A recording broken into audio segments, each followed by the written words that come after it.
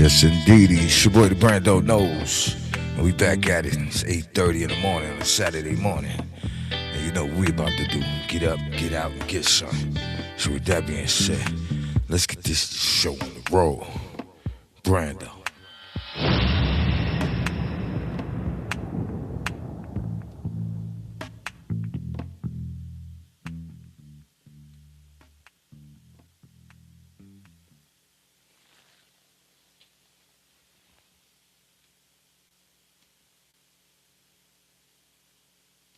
Been priced to $3 now. Oh, the whole time I lived there, I've seen bus fares and train fare, the MTA fare, right, which is the transportation fare that we pay. They've gone up throughout the years, right? But they have never gone up to $3. Not that I can remember. Now that he's become the mayor, they're at $3, and people are freaking out. They're losing their minds because they voted for free buses, and they're not getting no free buses. So now, not only are leftists who voted for Mamdani missing out on a free bus rides, but thanks to Democrats, fares have jumped to about $3 while services remain just as lousy as before. So the bus fares go up. People can't even get on the bus, right? I'm going to show you a video of how bad it's become, right? It's already been bad.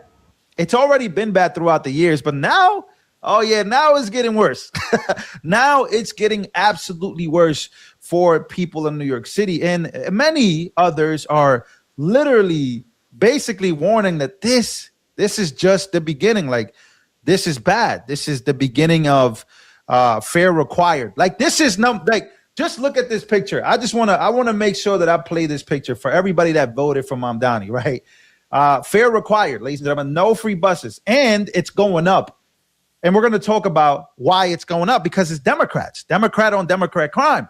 And here is somebody from New York City basically just putting it out there that Zohran Mamdani lied to New Yorkers, right? And I want you guys to watch this video because this one is going viral all over TikTok, of a New Yorker basically letting everybody know that, you know, they were lied to. Take a listen. Other producers are cutting corners with AI. You use plugins that help you stay original. Meet Co-Producer, a plugin that finds samples that fit your music fast. Throw Co-Producer on your master and let it listen to your track. It'll analyze harmony, rhythm, and lock to your project's key and tempo. Then it'll give you thousands of human musician-made samples that fit the vibe of your track. Cuts out the scrolling so you can actually spend your time making music. No credits, no limits, just a workflow that keeps you in your zone. This is an AI tool for producers who want to enhance their creativity, not replace it. Go try Co-Producer for free today. All right, so let's pop on over to our DAW. I have a chord progression and a bass line. Pop in GoPro over here in our main, and then now I can use this to scan the library of output. Sounds cool. This nice. Yeah, I'm really feeling this one. So I'm gonna drag and drop this over onto my project. Digging this. These are all human musician-made loops and samples. This needs a little bit of added percussion. I want to see if there are variations. I'm going to do that by pressing on Reimagine. Let's try to go for this one. Now let's try adding one last loop. I'm thinking maybe like a vocal sample. Ooh, this is pretty cool. Let's try this one. And I'm going to chop this up. I'm liking how this is sounding. Do a little bit of distortion. Crystal pop. I think that's awesome.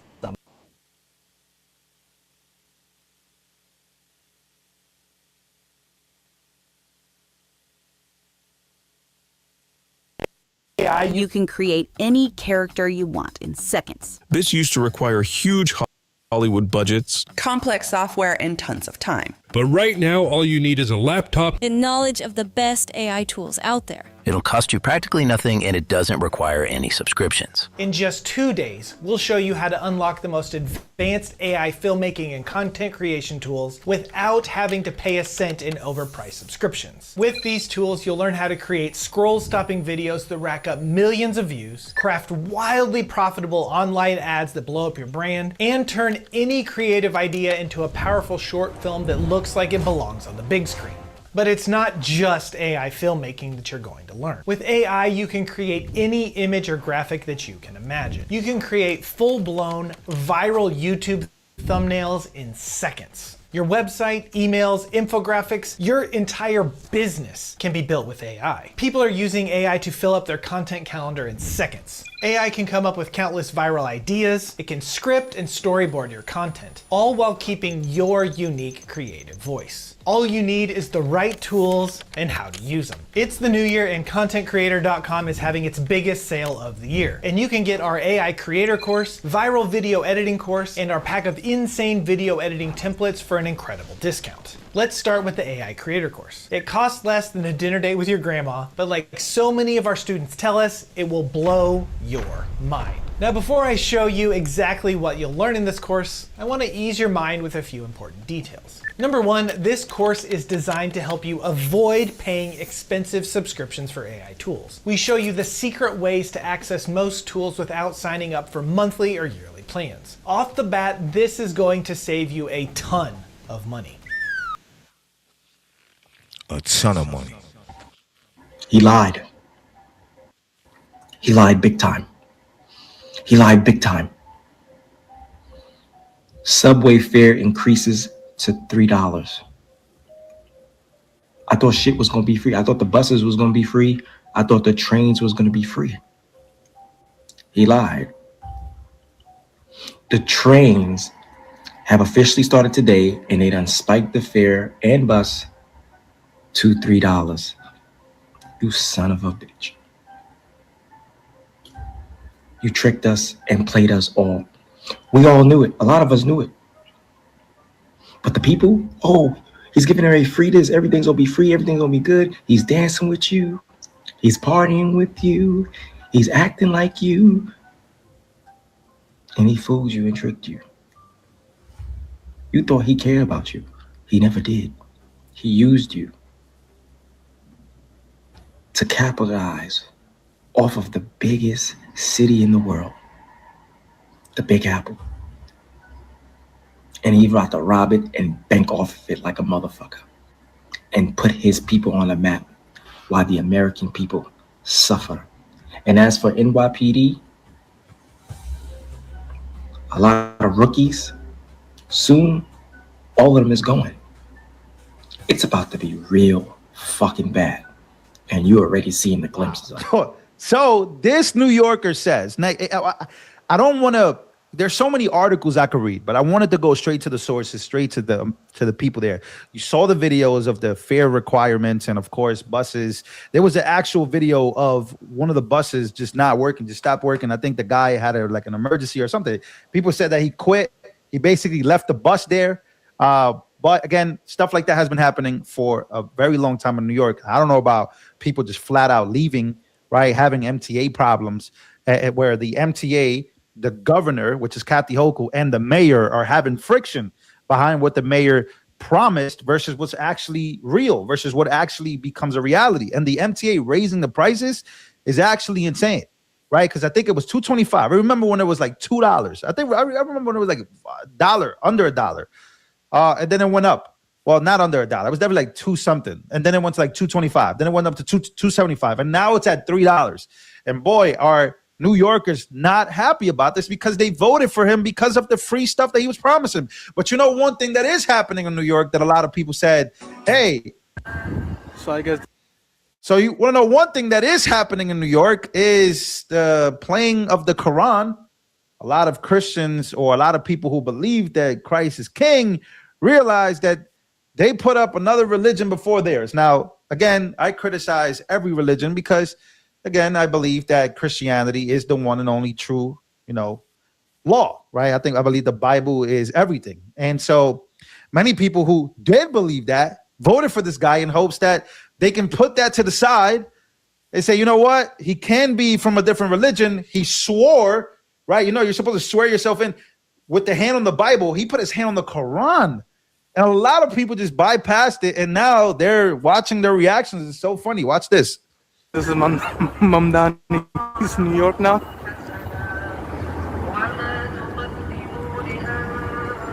Oh my God. They got us. Never sue the other driver after a car accident. There's a better way to get paid a way bigger check without having to go to court or pay expensive upfront legal fees. Listen, if you've been in a car accident in the past year, even as a passenger, you could be owed a significant cash payout.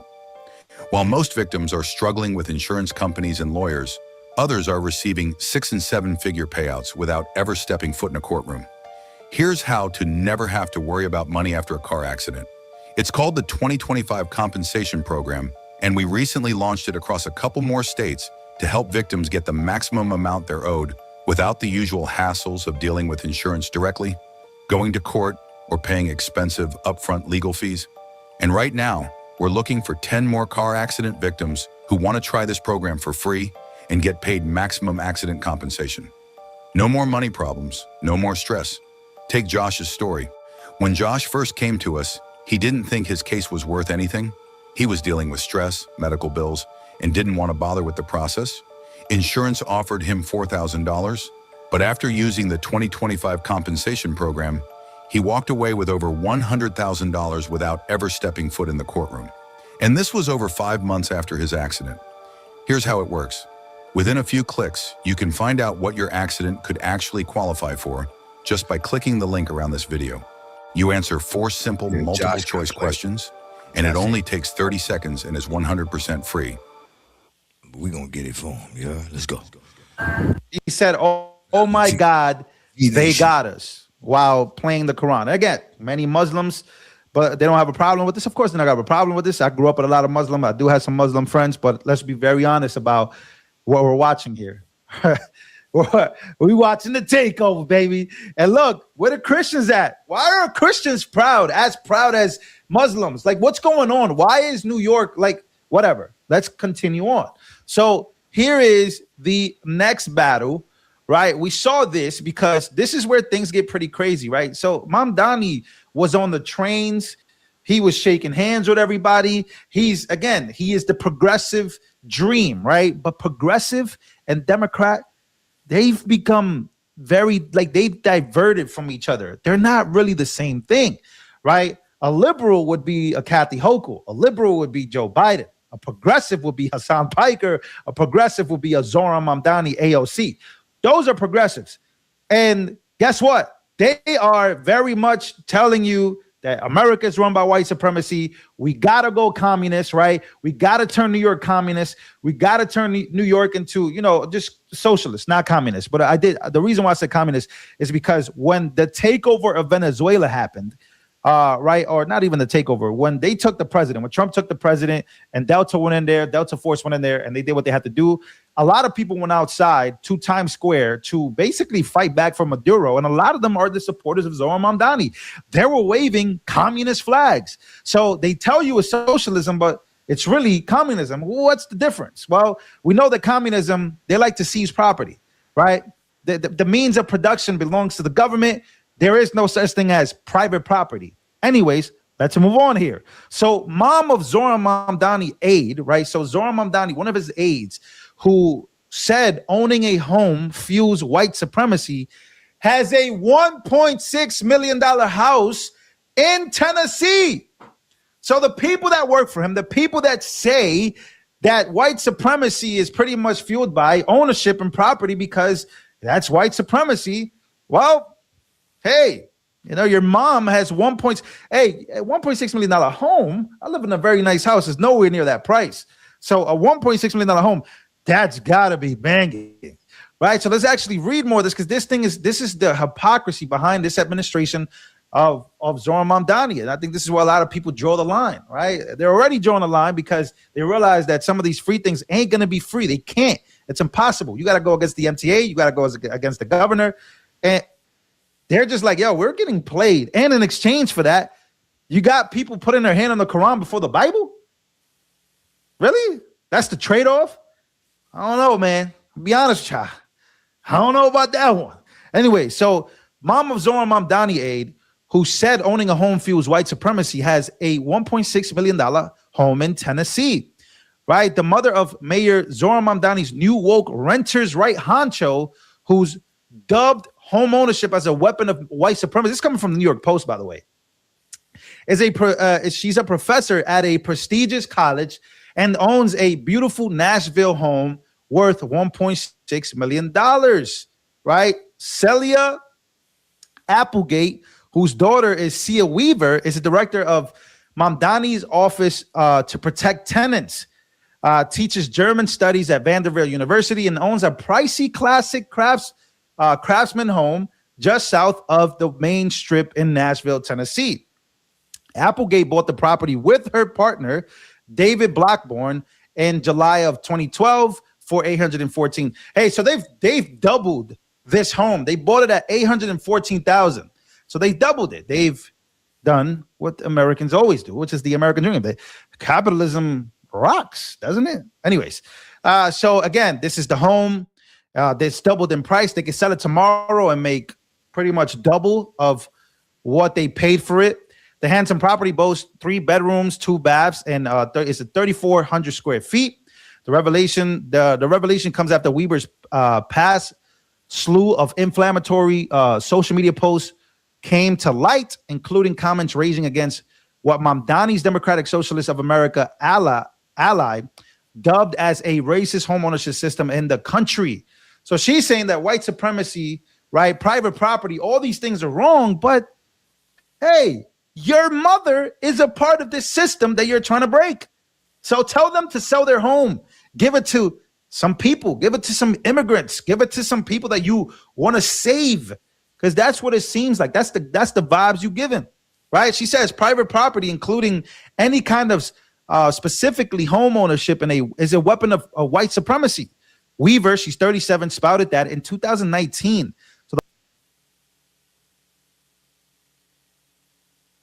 Renting while your landlord gets rich? Tired of cramped spaces, noisy neighbors, and endless rules you didn't create? What's stopping you from owning your first home, starting your business, or finally driving that dream car? Your credit, and it's time to change that forever. Imagine walking into a dream home you own with the perfect room for each of your kids and a backyard where they can play freely. Picture your name on the door of your business with the funding you need to make your dreams a reality. But here's the truth. The credit system doesn't want you to win. It's rigged to keep you from making your goals a reality. Credit bureaus profit from your failures. Credit repair companies profit from your confusion.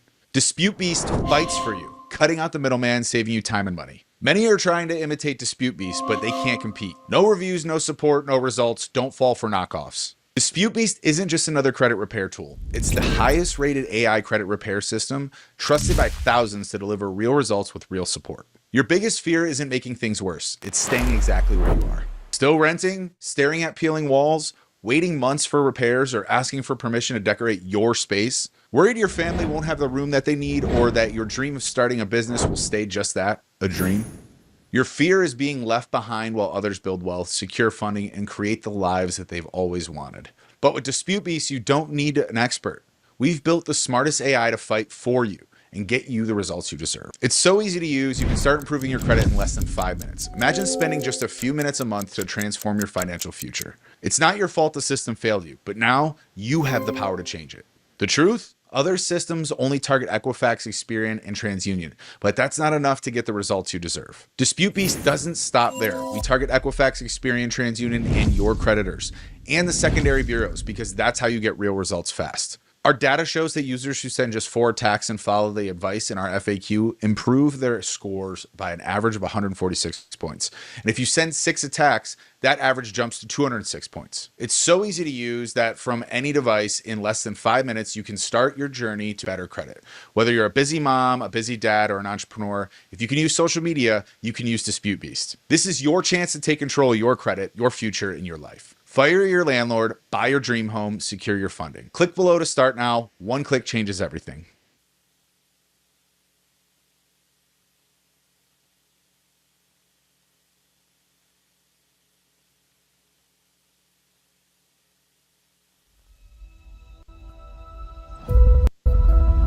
EVE Online is a vast universe, alive with the unrelenting activity and combined history of its players. Pursuing lives of adventure, warfare, and prosperity, they share this existence in the biggest single shard, free-to-play MMO of all time.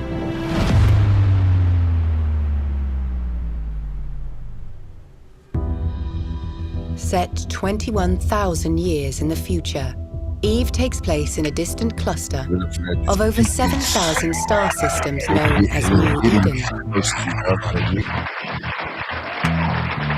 The longtime tenants' rights advocate also reported railed against landlords. She reportedly railed against landlords, saying in 2024 that the city should seize private property. And that to me is why a lot of people, including myself, was very worried about somebody like Zohran Mamdani. Because when you get down to their actual belief system, the reason why they love Maduro so much, or at least his supporters do, is because of things like this. They love that specific system. She says, if buildings are allowed to fall into despair and officials deem it necessary, she says there is no such thing as a good gentrifier. Only people who are actively working on projects to dismantle white supremacy and capitalism, and people who aren't. So anyways, so is she, right? Because now she's under the light, right? I don't even know if she's going to step down on them, but we do know now that somebody who works for Zohran Mamdani believes that this is fuels for white supremacy. They want to seize private property. So let's start with your mother. Let's start with your family. Seize their property. Try to get your mother to sell her property and give all her money away. That's the right thing to do. Go live in some type of shelter provided by the government of Tennessee, or maybe even move to New York now and go live in one of those shelters. Good luck living off government assistance. That's what you're asking. That's what you're saying. That's what you should lead by example, right? Lead by examples.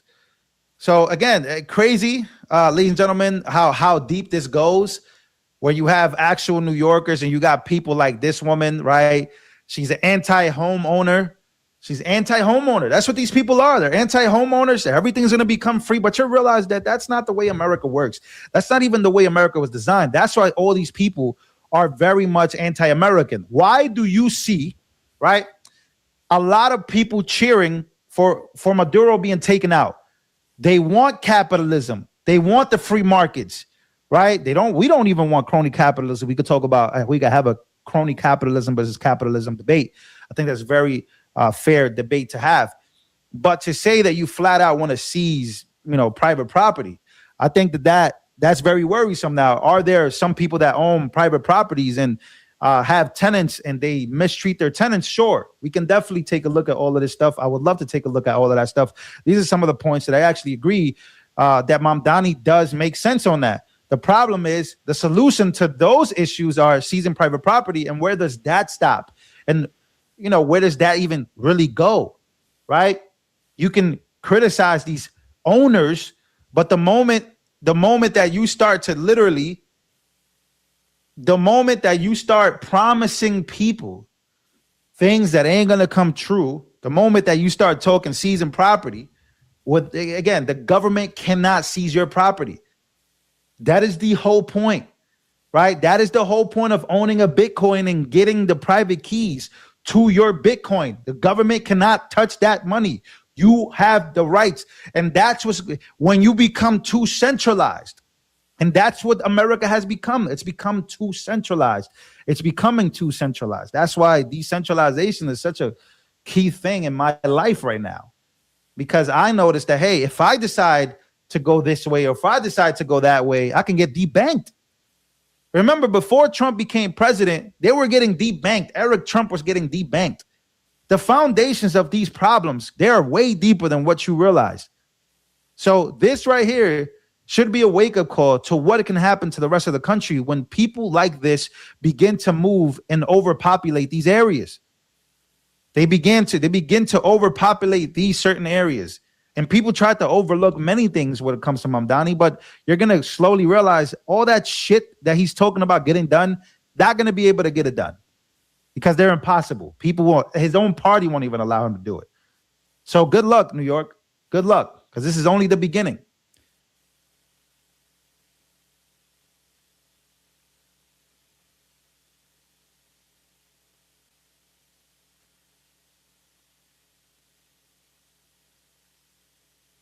Watch what salt does to your knees. Why does Grandpa yell, ow, ow, ow, every time he bends his knees? I can't believe a 6-year-old noticed what multiple doctors missed, but he did, and it's the only reason my dad still has his real knees. Before my dad wound up needing emergency knee surgery, we all assumed his knee pain was just normal aging. Simple fix, right? Ice, rest, maybe some ibuprofen. Turns out we were dead wrong. And the scariest part was that he really believed he was doing everything right for his knees. But even worse was that his doctors did too. Every morning, he'd take his anti-inflammatory pills. He did his physical therapy exercises, and he got those cortisone shots every few months. Then, when nothing worked, he'd try BioFreeze, copper knee sleeves, NSAIDs, and whatever else his doctor suggested, but his knee kept grinding. I later learned that grinding has a medical name, crepitus, and it means your cartilage is literally wearing away. The pain kept getting worse, and everyone kept telling him, just give it time. But time was making everything worse, because what none of those doctors mentioned is that after 50, your body stops producing enough synovial fluid, your body's joint oil that keeps your knees moving smoothly. Without it, your kneecap grinds in its track like metal on metal. And every treatment he tried, they just masked the pain while the real damage got worse. I learned this the hard way, watching my dad go from walking with a slight limp to barely making it to the bathroom without grabbing onto every piece of furniture along the way. And then one morning, he couldn't get up from his chair. He just sat there trying to push himself up, and I watched him try 3 times before he stopped. He looked at me and just shook his head. Didn't say anything, didn't have to. That's when I knew the doctors had failed us. In that moment, I heard all those doctors in my head. Keep managing the pain. Consider knee replacement when you're ready. Managing the pain? He'd been managing for a year while his knee destroyed itself. I was furious. My dad had blown through his savings on treatments that did nothing. The physical therapy actually made him worse, but the doctors just kept saying, keep going. His x-rays showed moderate arthritis, but he could barely walk. How is that moderate? I wanted to call out these so-called doctors and specialists. I wanted to march down into their offices and scream right in their faces, this isn't right. This is not just aging. And he's been following your treatment plans for months. He's taking the pills, he's doing the exercises, and he's just getting worse and worse. And no one is doing a damn thing about it. But I didn't. I just bit my tongue as my dad kept telling himself the doctors knew what they were doing. And he kept telling himself that until the day they scheduled him for surgery. It hadn't even been a full year, but he looked like he'd aged 20 years. There was no doubt in my mind his independence was at stake. His knee had become so unstable it would give out without warning. The surgeons called it severe degeneration and bone-on-bone contact. They scheduled his knee replacement for the following month. They'd saw off his bones and hammer in metal and plastic. 6 weeks of recovery with no guarantee he'd ever walk normally again. That's when I went into overdrive looking for any other option. I started researching the world's best joint specialists. One name kept appearing, Dr. Kyle Stevenson. He's an orthopedic surgeon who's worked with the Boston Celtics and Harvard Athletics, aka the doctor who keeps million-dollar athletes on the field. And according to him, what happened to my dad is not uncommon. Dr. Stevenson explained something that changed everything. Your kneecap doesn't just bend like a hinge. It rides in a precise C-shaped track called the trochlear groove. This C-shaped track is perfectly engineered to guide your kneecap smoothly every time you bend or straighten your leg. It's like a train on rails. When there's oil on the tracks, it glides smoothly. But when that oil dries up, the train grinds against the rails, creating damage with every movement. That's exactly what happens in your knee. The C-track in your knee needs synovial fluid to work properly. Without it, your kneecap literally grinds away the cartilage like sandpaper. You hear it as clicking or grinding. You feel it stab with every step up the stairs. Once the cartilage wears down completely, you get bone rubbing on bone. Ice won't fix it. Pills won't fix it. Even surgery can't restore the joint oil your knee needs. But Dr. Stevenson discovered something revolutionary. You can trigger your body to produce more synovial fluid, naturally refilling that C-track with the joint oil it needs. He calls it the 2-tap method. It takes just 11 seconds and uses a specific spot that has nothing to do with your knee to restart synovial fluid production. No surgery, no injections, no pills. Just your body making its own joint oil again. My dad started the 2-tap method 3 weeks before his scheduled surgery. Within days, the grinding got quieter. After 2 weeks, he could get up from his chair without help. We canceled the surgery. That was 8 months ago. He's still walking, still independent, still himself. Dr. Stevenson has made a short video where he'll show you exactly how to use this 2-tap method from the comfort of your own home. He shows the C-track, explains the science, and demonstrates the exact technique. If your knees are grinding, if you're gripping the stair rail for dear life, if you don't want to end up like my dad almost did with metal and plastic for a knee,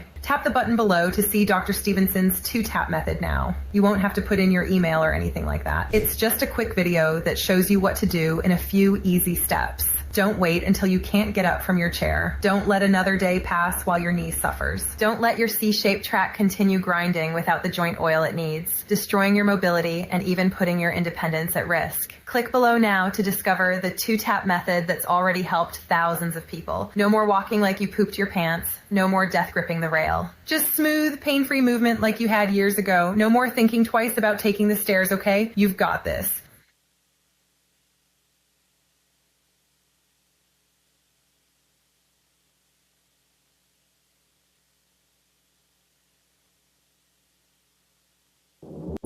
Right now, as you watch this, your brain is being hijacked. You think you're in control. But there's a backdoor to your mind that 99% of people don't know exists. In 1914, a discovery was made that should have stayed buried. The hidden switches that control human behavior were exposed. For over a century, a select few have used this knowledge to manipulate millions. They've made women smoke, nations fight, and complete strangers stampede to buy things that they never even wanted. The man who started it all wrote, "We are governed, our minds molded, our ideas suggested by men we have never heard of." He called it the engineering of consent. And it's being used on you right now, every day. That ad that read your mind, that video that made you buy, that post that made you furious, the same playbook, same psychological trigger, same invisible string. In the next few minutes, you're going to discover the exact system that's been hidden for over 100 years. The same dark psychology that built empires, toppled governments, and created billionaires. The question is, do you want to remain the puppet or learn to become the puppet master?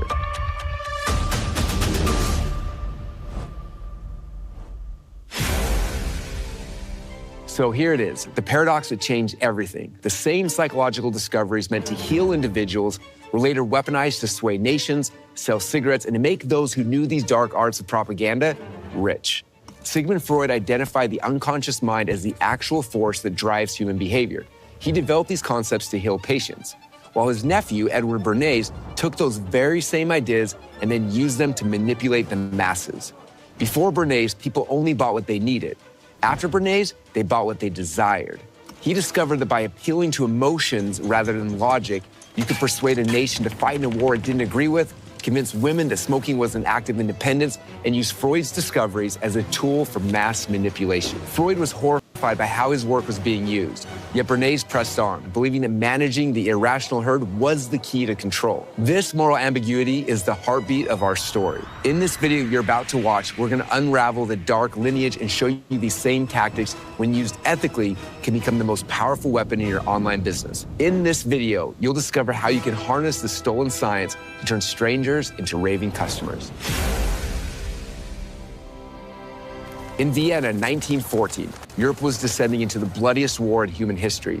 Sigmund Freud watched in horror as millions of civilized men turned into savage killers overnight. But this carnage confirmed what he'd been warning about for years, that beneath the surface of every human being lurked dangerous, primitive forces, sexual and aggressive drives from our animal past that we desperately repressed, because if we ever broke free, civilization would collapse into chaos. Freud saw the war as proof that he was right. Governments had unleashed humanity's unconscious demons, and nobody knew how to put them back. Meanwhile, across the Atlantic, Freud's nephew, Edward Bernays, was living a completely different life. He was a small-time press agent promoting opera singers and circus acts in New York. Bernays kept in touch with his famous uncle and even vacationed with him in the Alps. But he was nobody special, just another hustler trying to make it in America. And then America entered the war, and everything changed. The government hired Bernays to sell the war to the American people. President Wilson claimed that America would fight to make the world safe for democracy, and Bernays' job was to make people believe it. And he was disturbingly good at it. So good that when Wilson arrived at the Paris Peace Conference, Bernays witnessed something that would change his life forever. Massive crowds surged around the president like he was a god. The propaganda had worked so well, Bernays had turned a politician into a messiah. And standing there watching the screaming masses lose their minds over a man that they'd never met, Bernays had a revelation. If you could use propaganda to control people during war, why not use it during times of peace? Bernays had stumbled onto the power of propaganda, but it wasn't until he discovered his uncle's work and understood the science to explain it that he was able to replicate and exploit it. While in Paris, Bernays had sent Freud some Cuban cigars as a gift. Freud responded by sending his nephew a copy of his General Introduction to Psychoanalysis. Reading it, Bernays became fascinated by Freud's theories about the unconscious mind, these hidden irrational forces that secretly controlled human behavior. But where Freud saw danger, Bernays saw dollar signs. He studied Freud's work not to heal people, but to manipulate them. His first major test came from George Hill, president of American Tobacco. At this time in history, women didn't smoke in public. It was taboo. Hill was losing half his market and he wanted Bernays to fix it. So Bernays hired a psychoanalyst who told him that cigarettes were symbols of male power. And he believed that if women smoked them, that they would then symbolically have their own penises. It was kind of insane, but Bernays ran with it. So he hired some young socialites to march in New York's Easter Parade and at his signal dramatically light up cigarettes. He told the press they were activists lighting torches of freedom. The story went global. Overnight, he linked smoking to women's liberation, and sales exploded. This was the moment that everything changed. Before Bernays, advertising told you why you needed something. But after Bernays, it manipulated what you desired. He didn't sell products, he sold feelings, identities, and dreams. He taught car companies to sell masculinity. He put products in movies. He brought celebrities to the White House to save a boring president's image. By the late 1920s, he'd helped create a consumer boom that transformed America. Millions of people were buying things that they didn't need because Bernays had figured out how to trigger their unconscious desires. But Bernays wasn't just selling soap and cigarettes. He was selling something much more dangerous, the idea that democracy itself was an illusion. In 1928, he wrote a book called Propaganda. The first line reads, "The conscious and intelligent manipulation of the organized habits and opinions of the masses is an important element in a democratic society." He went on to explain that the invisible government of persuaders actually ruled America, pulling the psychological strings that made the now puppet public dance. The masses were too irrational, too dangerous to actually have power. They needed to be controlled by people like him who understood their unconscious drives. When Freud read what his nephew was doing, he was horrified. His life's work, understanding the human mind to heal suffering, had been perverted into a weapon of mass manipulation. Freud had warned that civilization needed to control humanity's dark impulses, but Bernays had figured out how to exploit them. This was the birth of modern persuasion.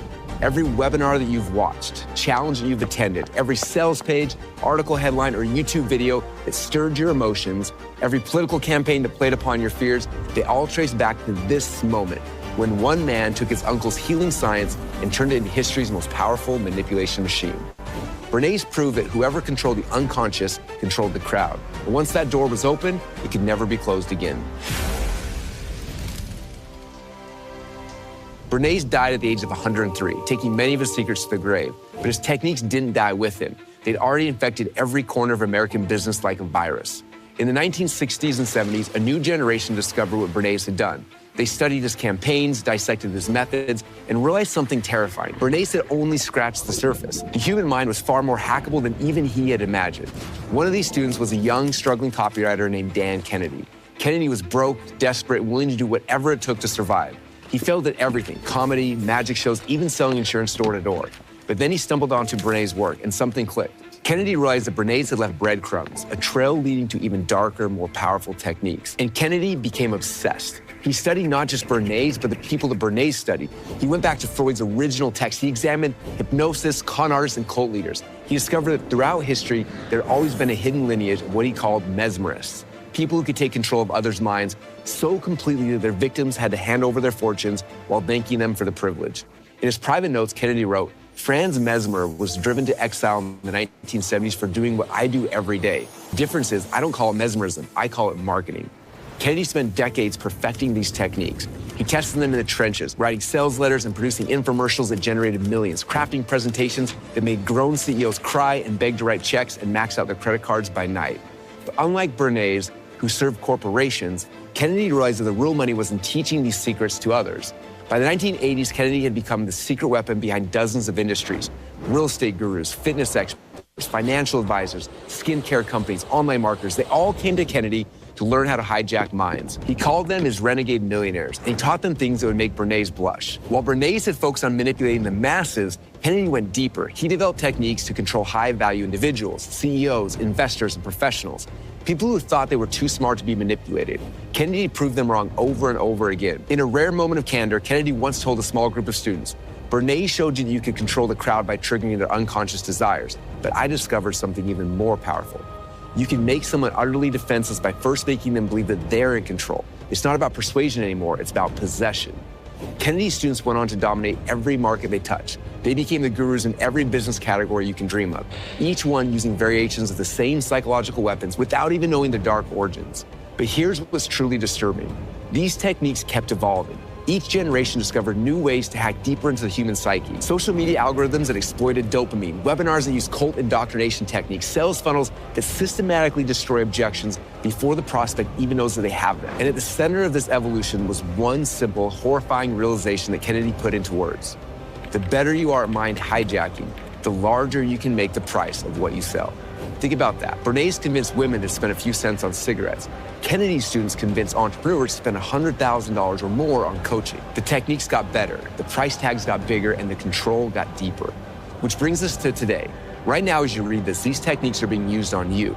That Facebook ad that seemed to read your mind, that webinar that had you pulling out your credit card before you knew it happened, that guru who made you feel like they were the only ones who actually understood you, they're all using the same playbook. A playbook that was started with Freud's discovery of the unconscious, was then weaponized by Bernays, perfected by Kennedy, and is now being deployed at scale and sophistication that would terrify even them. The question isn't whether these techniques work. The evidence is overwhelming. They shaped the last century of human behavior. The question is what happens when you learn to use them yourself? Because here's the truth that Kennedy understood that Bernays didn't. In a world where everyone's trying to manipulate everyone else, the only real power is in becoming the manipulator instead of the manipulated. As Kennedy wrote in his controversial mind hijacking manifesto, he said society literally divides between the mesmerists and the mesmerized. Those with the most power and wealth tend to be the most powerful mesmerists. Money and power and mesmerism are linked. Now, setting aside your possible squeamish feelings about mind hijacking, truth be told, wouldn't you like to exert undue, outsized influence over others? The answer, if you're honest, is yes. Because in an attention economy, influence isn't just power, it's survival. And that's where our story takes its next dark turn. And that's where I come in. Hi, my name is Russell Brunston, and if you don't know who I am, well, that's kind of the point of this whole story. I wasn't born rich, I wasn't famous, I was just a broke college wrestler from Boise, Idaho, trying to figure out how to support my new wife without getting a real job. So when I heard about Dan Kennedy, he was running a seminar that promised to teach what he called the dark arts of persuasion. I maxed out my credit cards and I flew to Cleveland. Now, I walked into that room expecting to learn how to write better sales letters. What I discovered instead changed everything. In fact, the speaker wasn't Dan, it was one of his students. And he said something that stopped me cold. There are two ways to get rich as a speaker. The first is to be famous. Tony Robbins, Oprah, they get paid hundreds of thousands of dollars just to show up. But if you're not famous, let's be honest, you're not, there's a second way, a way that can actually make you more money than the celebrities. But it requires mastering an art that most people think died decades ago. He called it platform selling or one-to-many selling. The idea was simple but terrifying. You get on stage not to get applause, but instead to get credit cards. You deliver a presentation so psychologically engineered that people are literally running to the back of the room to buy whatever it is you're selling. I thought at first it was BS until I saw him actually do it. Right there in that hotel conference room, he sold $180,000 worth of a speaking course in 90 minutes to maybe about 150 people. I watched successful business owners, people way smarter than me, stampede to the back tables, fighting to hand over $20,000 each. After seeing this, I had to learn it, and so I tried. And you have no idea how hard I tried. My first attempt was at a marketing seminar in Atlanta. I'd spent weeks crafting what I thought was the perfect presentation. I studied every technique that I was able to remember from seeing other people sell on stage, and I thought I was ready. But after I gave my presentation, I tried to make my sell, I bombed completely. Not only did nobody buy, no one even got out of their seats to come and talk to me in the back of the room, where I was standing with a handful of blank order forms, but no orders. In fact, I remember hiding in my hotel room afterwards, eating coconut shrimp and Haagen-Dazs ice cream straight from the container for 3 days until the event ended, wondering what I'd done wrong. My wife called to ask how it went. I couldn't face telling her, so I told her it went great. But here's the thing about learning the dark arts. The failures teach you more than the successes. Every time I bombed, and there were many, I learned another piece of the puzzle. I started noticing patterns that weren't in any book. I watched other speakers obsessively, not the famous ones. They could sell just by being themselves. I watched the unknowns who somehow generated millions. I sit in the back of the rooms with a notebook, documenting every gesture, every pause, every linguistic pattern that they used. That's when I discovered something disturbing. The best platform sellers weren't using normal sales techniques. They were using something much older, much darker. They were using the same mind control techniques that Bernays had pioneered, but adapted for a live audience. After I realized that, I tracked down every master that I could find. Most wouldn't talk, and the ones who did spoke in code, like they were protecting some nuclear secrets. Finally, I found my way into Dan Kennedy's Insider Circle, a group so secretive you couldn't find information about it online. And to apply, you had to know somebody, and they would give you a special fax number where you could send the request, and then just pray that Dan was in a good mood when it showed up on his fax machine. The price of admission was $25,000 a year, and I didn't have that, but I knew that I needed to be in that room at any cost. So I leveraged my credit cards, called my bank, and within a few days, I was in. In that group, I learned things that would have gotten Bernays himself kicked out of a polite society. They taught me about compliance triggers, specific words and phrases that bypass conscious resistance, about state control, and how to manipulate the energy of an entire room like a conductor with an orchestra, about the close, which is a sequence of psychological pressure points that makes buying feel like the only logical choice, but the darkest secret is what they call the confession. Every great platform seller, they explain, doesn't sell a product. They sell absolution. They make the audience confess their failures, their fears, their secret shames. Then they position their offer as the redemption. It's not manipulation, they insisted, it's ministry. And I became obsessed. I practiced on any audience that would have me. Rotary clubs, Chamber of Commerce meetings, real estate seminars, network marketing events. Most of the time, I still failed. But slowly, something started to click. I began to understand that platform selling wasn't about the words you said, it was about the story you made the audience tell themselves. Every technique from Freud's unconscious drives to Bernays' emotional triggers to Kennedy's mind hijacks were all just tools to help the audience write themselves into your story. By 2007, I finally cracked the code. I was making 6 figures a year speaking at events, selling everything from marketing courses to coaching programs. Other speakers started asking me how I did it, and word spread that there was this kid from Idaho who could outsell other speakers with 10 times his experience. And then 2008 happened. The financial crash didn't just destroy the economy, it destroyed the entire seminar industry. Events crashed, promoters went bankrupt, and overnight, the stages disappeared. Platform selling, this art I'd spent years mastering, became obsolete. But what nobody realized was that something far more important had vanished with it, the knowledge itself. The dark psychology, the manipulation techniques, the carefully guarded secrets that have been passed down from Bernays to Kennedy to a select few of us. It all disappeared like ancient scrolls being buried in a collapsing temple. The masters went silent. Young blood moved on, and platform selling became a dead art. For almost a decade, the knowledge slept. Like some ancient artifact buried in the ruins, the secrets of platform selling lay dormant on old hard drives and in forgotten notebooks. The few of us who remembered the old ways had moved on, building businesses in a new digital world. During those years, we adapted. We built sales funnels, we wrote video sales letters. We figured out how to sell without ever seeing our customers' faces. And it worked, but something was missing. The raw power of looking someone in the eye and systematically destroying their objections in real time was gone. And then in 2014, something strange happened. Small seminars started popping up again, but they were different, neutered. Nobody was selling from the stage anymore. Promoters made their money from ticket sales and vendor booths. The electricity, the stampede, the transformation that used to happen in those rooms was all gone. It was like everyone had collectively forgotten that once there was a time when people could make $1 million in 90 minutes with the right presentation. And that's when fate intervened. We had just launched our software company, ClickFunnels. I tried launching it 5 different ways, 5 different funnels, 5 different times. Each time we got a trickle of customers and then nothing. We were bleeding money and my partners were starting to panic. And then I got a call from an old timer, a promoter from the pre-2008 days. Russell, he said, I'm putting together an event, small, maybe 500 people. You want to speak? I almost said no, because speaking without selling felt pointless. Here's the thing, he continued. I remember what you could do back in the day. If you want, you can make an offer, sell your software, we'll split it 50-50, just like the good old days. My heart started racing. Nobody did 50-50 splits anymore. Nobody sold from the stage anymore. This was a chance to resurrect the dead art. I spent the next week in my basement, digging through my old hard drives like an archaeologist. I found my old presentations, the irresistible offer stack, the false belief patterns, the big domino, and reading through them was like finding an ancient manual of forbidden spells. I'd forgotten how powerful this stuff was. I rebuilt the presentation from scratch, adapting the old psychological patterns for ClickFunnels. Every slide was engineered using techniques that hadn't been seen on stage in almost a decade. The origin story that creates the rapport, internal, external false belief breaks, the stack that makes the price irrelevant, the urgency sequence that triggers loss aversion so powerfully that people literally run to the back of the room while their hands are desperately seeking for their credit cards. The night before the event, I couldn't sleep. What if it didn't work anymore? What if people had evolved past these techniques? What if I'd lost the ability? The next day, I walked on stage in front of 500 entrepreneurs. For 90 minutes, I wove this spell. I could feel it working. The room's energy shifting, the audience leaning in, their objections melting away one by one. And then came the moment of truth.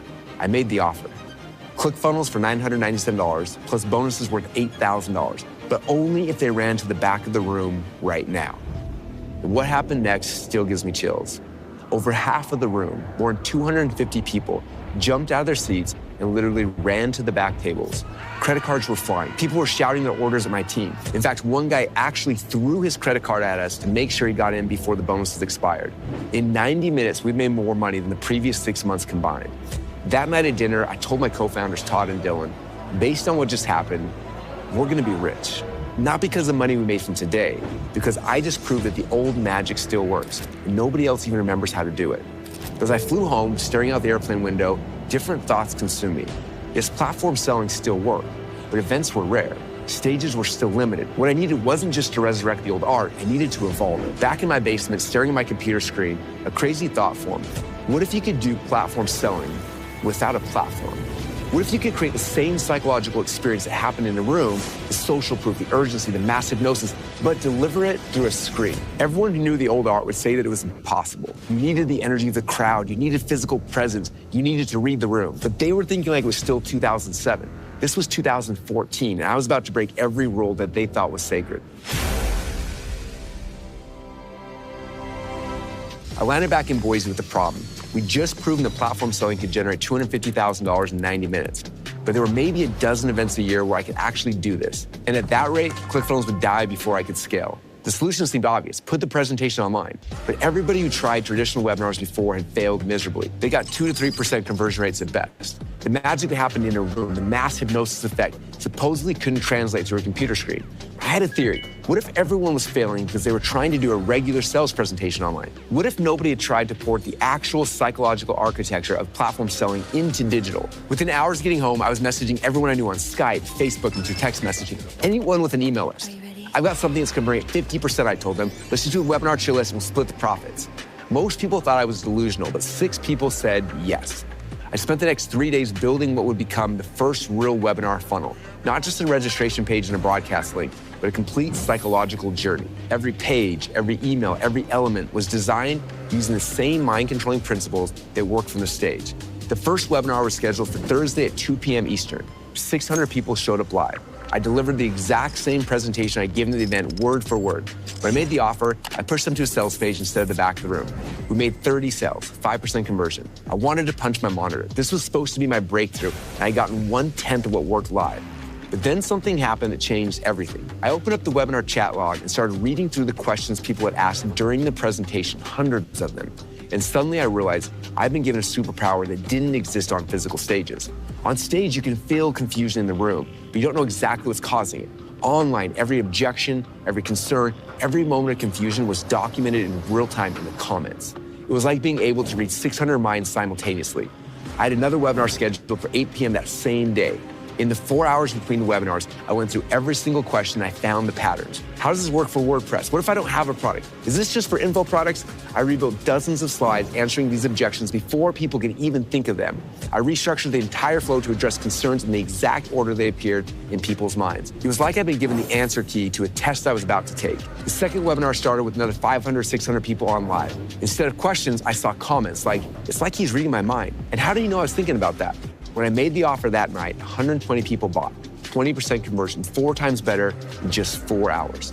That's when I became obsessed. After every webinar, I had to export the questions. I then studied them like a detective examining evidence. I find the hidden objections, the unconscious fears, the false beliefs people didn't even know that they actually had.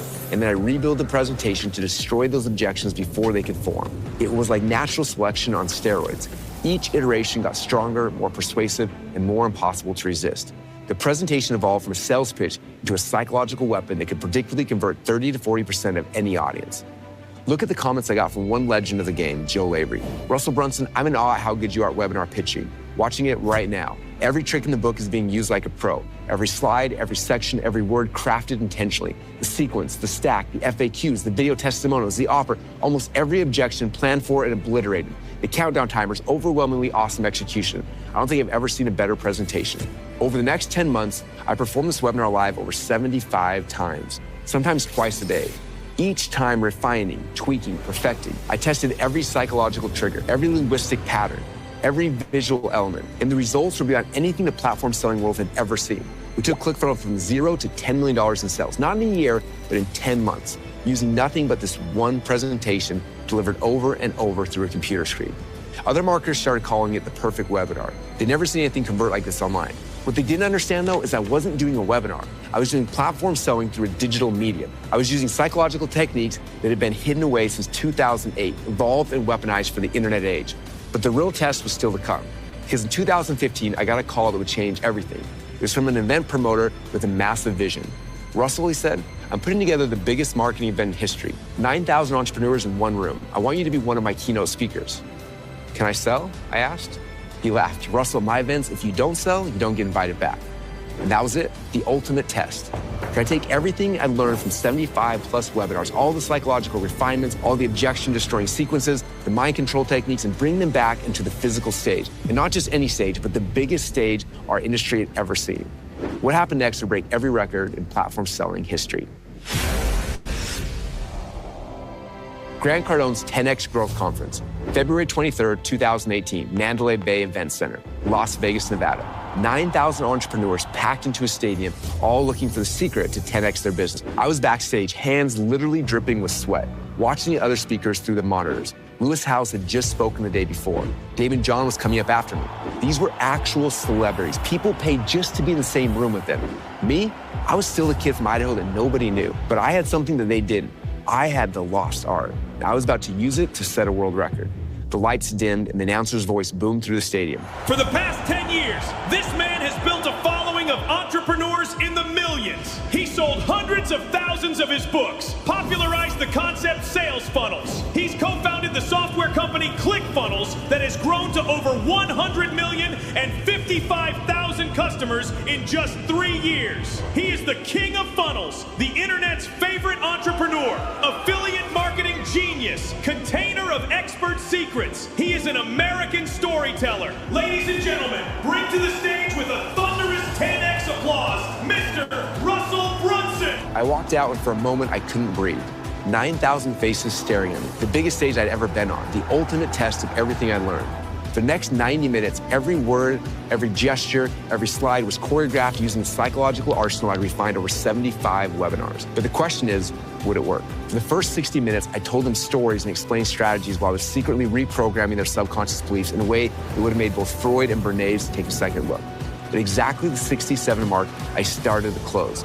If you want ClickFunnels, my $8,000 bonus package, if you want to transform your business and your life, you need to run, not walk. Run to the back of the stadium. Go to section F2 by the bathrooms.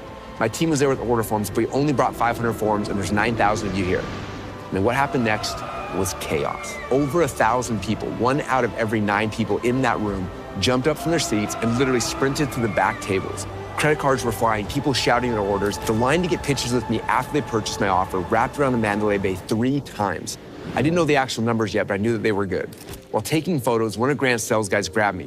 What was that, he asked. I've never seen anything like that. Damon John, an actual celebrity, is literally speaking right now in an empty room because everyone's in line buying from you. After the dust settled and we ran all their credit cards, we found out in 90 minutes, we collected $3.2 million in sales. That night at dinner, I couldn't stop thinking about what had just happened. Yes, the money was incredible, but the math was what blew my mind. If I had tried to have the same conversation with each of those 9,000 people one-on-one, it would have taken me 810,000 minutes. Working 40-hour weeks, that would take me almost 6.49 years just to reach the same amount of people I reached in just 90 minutes. And that's when it really hit me. One-to-one selling will always keep you trapped, no matter how good you are.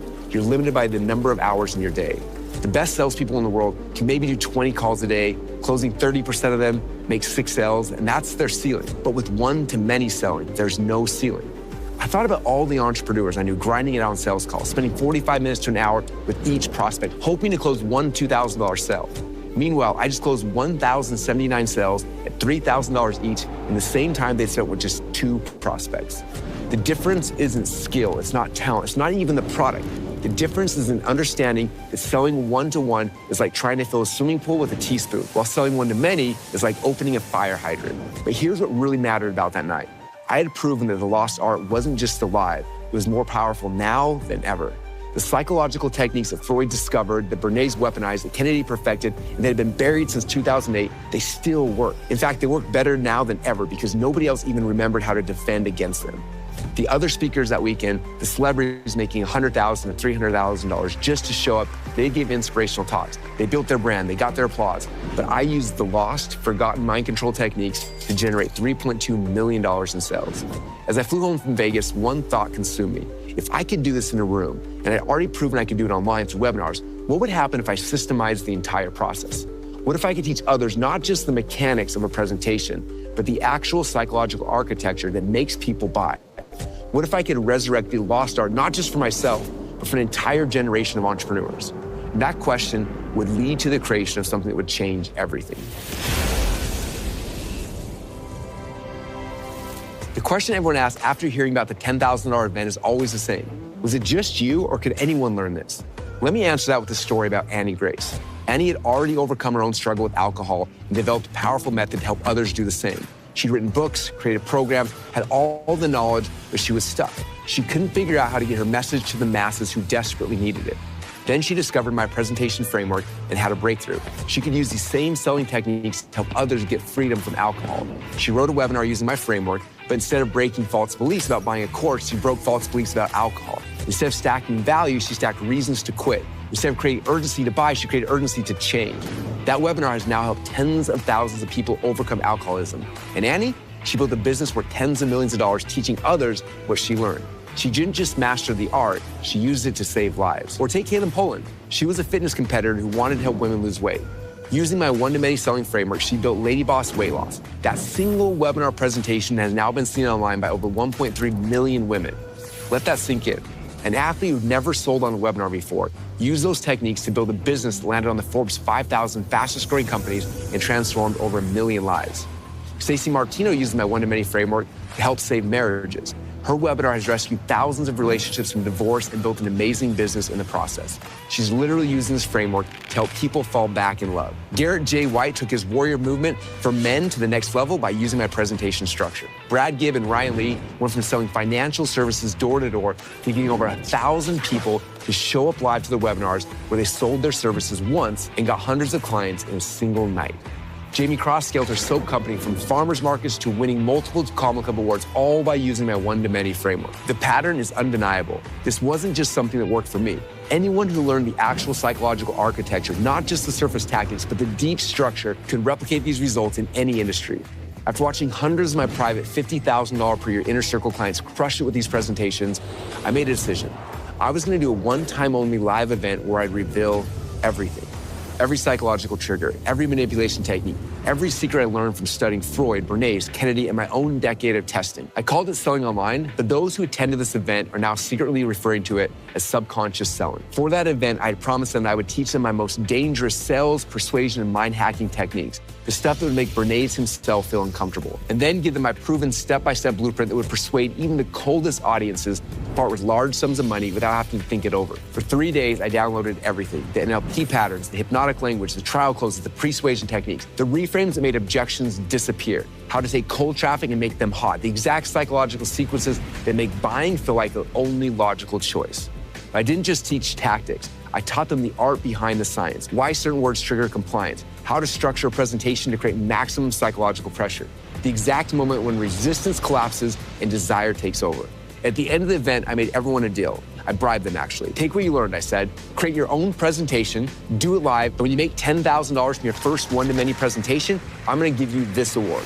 It's called the Prime Mover Award, a physical trophy to commemorate the moment they proved they could move crowds, not just individuals. Since that event, almost 100 people who attended have already won that award. Think about that.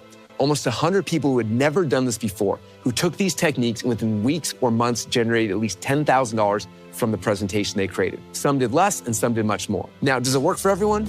No, nothing works for everyone. Some people are too scared to even try. And some people think that they're above using psychology to sell. For some reason, some people want to keep doing things the hard way. But for those almost 100 people who actually followed the blueprint, who plugged in their ideas and their offers, who are willing to use the dark arts for good, it worked. It worked fast.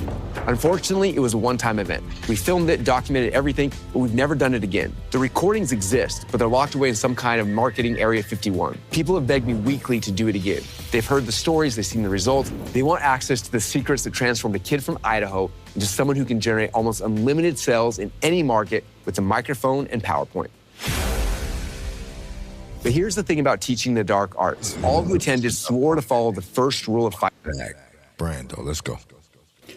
All right, y'all, I'm going to be honest with you. This episode is you gotta send this one out. I have been putting this together for the last 45 minutes and it will not disappoint. I can almost guarantee it. And you regulars know, when this jacket goes on for a video, it's about to be on. And if you're enjoying the content and you want to be part of saving this country together with us every single night and multiple times of the day, hit that like button, subscribe to the channel, turn the notification bell on. You alone have the ability to tell the notification bell to get off his mom's couch, dust the Cheeto dust off his chest, and get to work because, let's just face it, he's lazy. All right, guys, we're going to get right into this, and I'm going to be real candid with you. This one, it's got everything you need.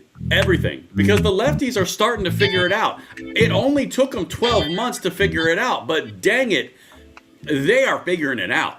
I mean, of course, they could have just watched this channel and we've been screaming it for 12 months, but finally, they have come to the realization that this is the foot. This is what, this is the play. This is the game that is afoot. And I'm going to walk you through the entire thing right now. Everything is always linked in the description box below, per usual. Guys, your chats, comments, and emojis make the world go round. I'm going to put it over here in the chat. Finally saw the notifications. Here we go.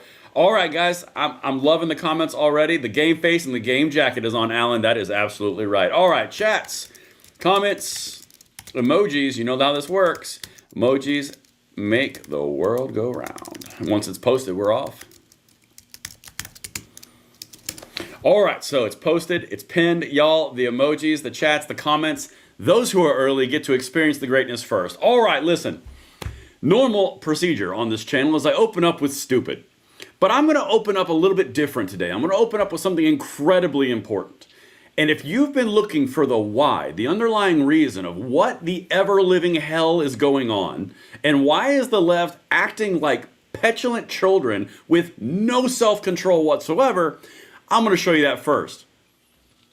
And then get to the stupid. Okay, so here we go. As you can see, we are ready to rock. We are cruising solid. I appreciate each and every one of you for being in here, of course.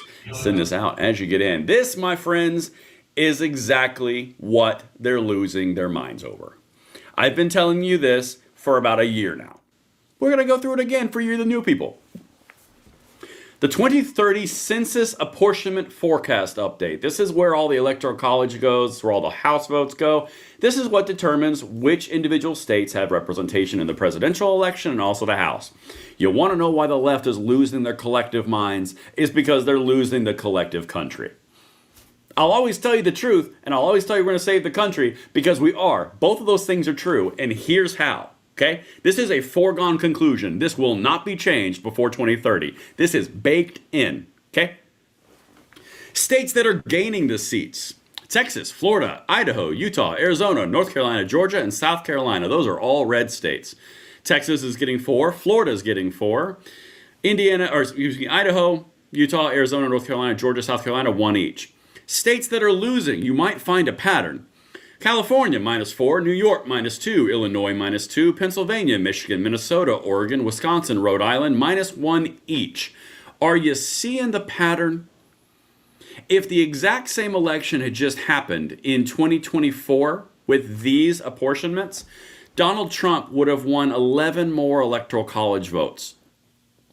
Y'all, this changes everything everything. And I'm not just telling you this. The left is starting to come out and realize that they actually have to say it. Again, same thing. This is what the total would have been if the 2030 election apportionment was right now in 2024. Trump would have won 323 to 215. Even worse of a trouncing.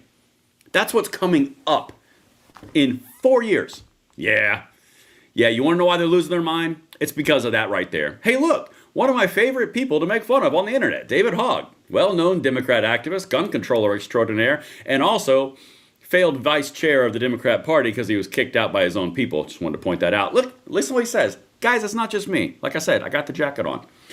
If we don't start building infrastructure in the South, good luck, and start winning in states like Texas, Georgia, North Carolina, and Florida, good luck, good luck, good luck, good luck, we can kiss goodbye any chance of winning the White House in the 2030s.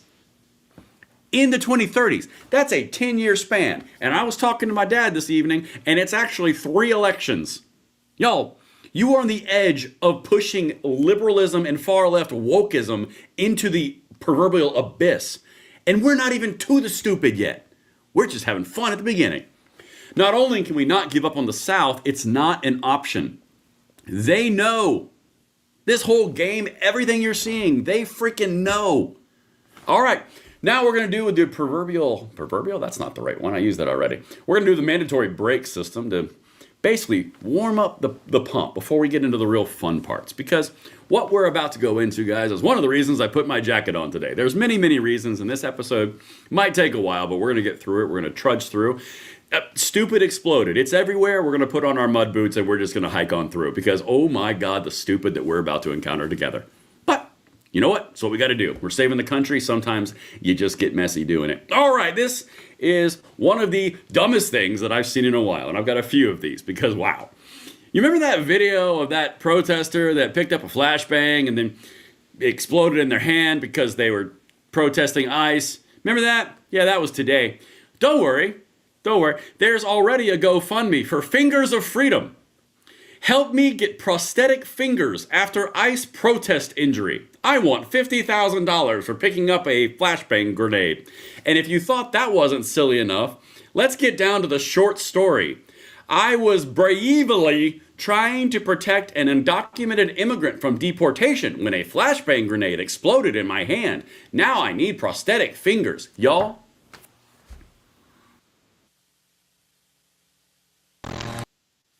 This is how to tell if your olive oil is fake.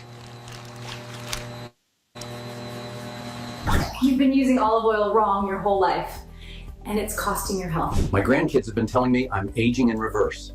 This is my secret. Number 3, canola oil. If you can find organic canola oil, then it's actually a very good oil. The problem with canola oil is most canola oil in the United States is genetically modified. Number 2, coconut oil. Coconut oil has a very high smoke point, so yes, you can absolutely use it. Unfortunately, coconut oil has only about 1/10 of the polyphenols of olive oil. Crisco was actually developed as a candle wax replacement. Crisco is an abbreviation for crystallized cottonseed oil. Cottonseed was never used on food before. In fact, it was an industrial solvent, among other things. During World War II, Procter & Gamble realized that you could put food coloring and tell people it was just like butter. They gave generous grants to the American Heart Association for promoting Crisco as a heart-healthy alternative to butter and lard.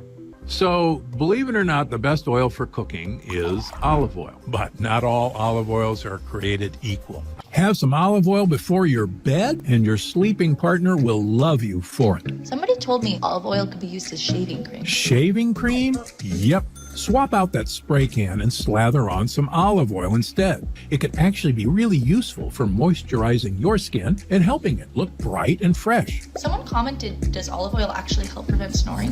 Snoring? Fact. It turns out that olive oil lubricates your respiratory passages so that vibration doesn't happen. Can it help with my teeth? Whiter looking teeth? Yes. Extra virgin olive oil can help contribute to the look of whiter teeth because it can bind to plaque and tartar and then help remove debris. But before you pull that bottle from the kitchen, there are 3 important things about store-bought olive oil that you should know. So the other day I saw this video by this famous heart surgeon.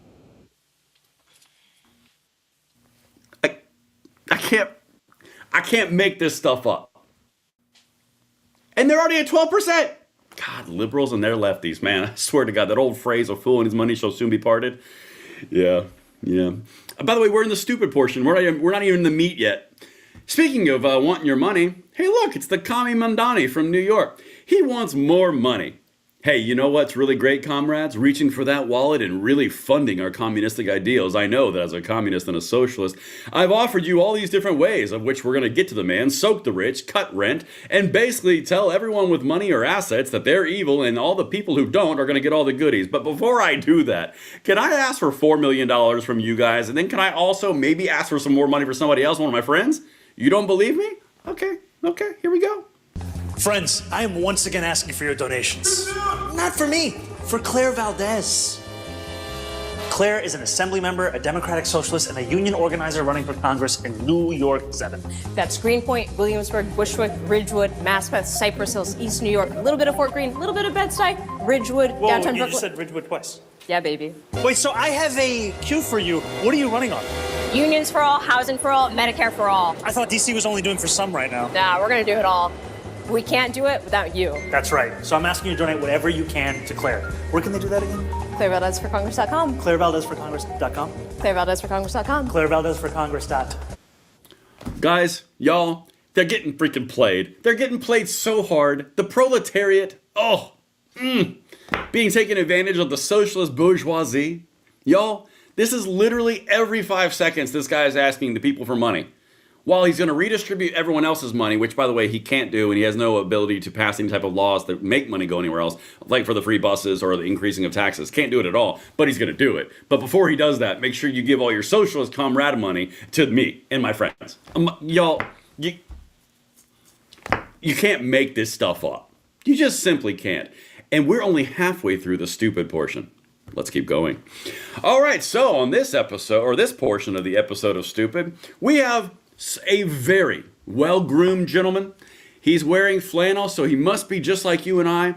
He's running for Ohio Attorney General, and he's decided that he's going to make a statement. Again, running for Ohio Attorney General. This is what he just put out today. Guys, hit that like button, subscribe to the channel, turn the notification bell on. Chats, comments, emojis make the world go round. I cannot wait to hear what you think about this. Let's get it. Hi. This is Elliot Forehand, candidate for Ohio Attorney General. I want to tell you what I mean when I say that I am going to kill Donald Trump. I mean, I'm going to obtain a conviction rendered by a jury of his peers at a standard of proof beyond a reasonable doubt, based on evidence presented at a trial conducted in accordance with the requirements of due process, resulting in a sentence duly executed of capital punishment. That is what I mean when I say that I'm going to kill Donald Trump.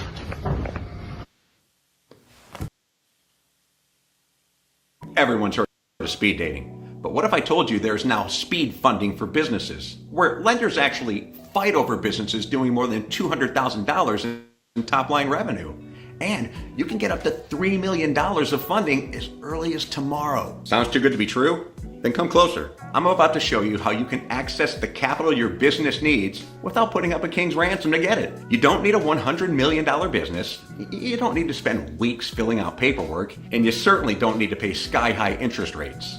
Now, here's the part that's really interesting. Right now, as you're watching this, there are literally thousands of lenders desperate to fund businesses exactly like yours. I'm not kidding. And here's why. Once a business hits $200,000 in annual revenue, they've proven something the lenders are dying to see, a business model that works. I mean, think about it. The lenders, well, they can't make money unless they're funding proven businesses like yours. It's their entire business model. What would you do with up to $3 million of capital behind you?